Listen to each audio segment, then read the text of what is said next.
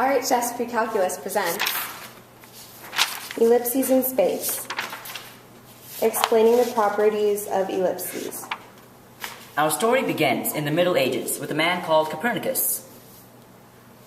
Before Copernicus, the world believed that the sun moved around the earth. We humans, being the smartest beings alive, must be at the center of the universe, right? Wrong. Copernicus discovered that through several experiments that, in fact, it was the sun that was at the center of the universe, burning bright to give us light. But the solar system was to encounter another revolutionary idea, this time from Johannes Kepler. Kepler noticed that Copernicus' circular orbits of the planets did not work. The orbits are, in fact, elliptical. Everyone was confused. An ellipse? Yes, indeed. An ellipse is a special conic section that perfectly models the solar system. An ellipse is defined as a locus such that the sum of the distances of each point to the two foci is constant. What does that mean? First, let's define foci. Foci are two definite points on the ellipse that define the curve. The sun is at one focus, while the other focus is not occupied. The star is only for mathematical purposes. So, if you look at any point on the ellipse, the Earth right now, for example, the sum of this distance and this distance is, say, 200 million miles. Then, even when it is at another point on the ellipse, the sum of the distances will still be 200 million miles.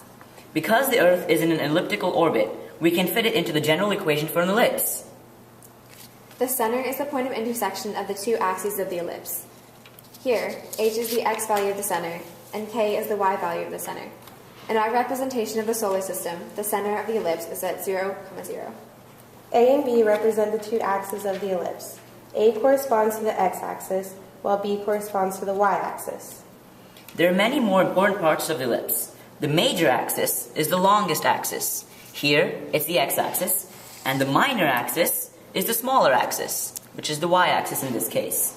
C is a useful variable that is not seen in the equation. It is basically the distance between the center and any focus. C is useful because it helps us find A or B depending on what we know. Wow, that explains a lot. But hold on, this looks really circular. Why? Well, in real life, the two foci for the Earth are really close together. The other one is quite near the sun. This is what fooled scientists before Kepler. The orbit looks so circular. If the two foci actually coincided, then the ellipse would form a circle.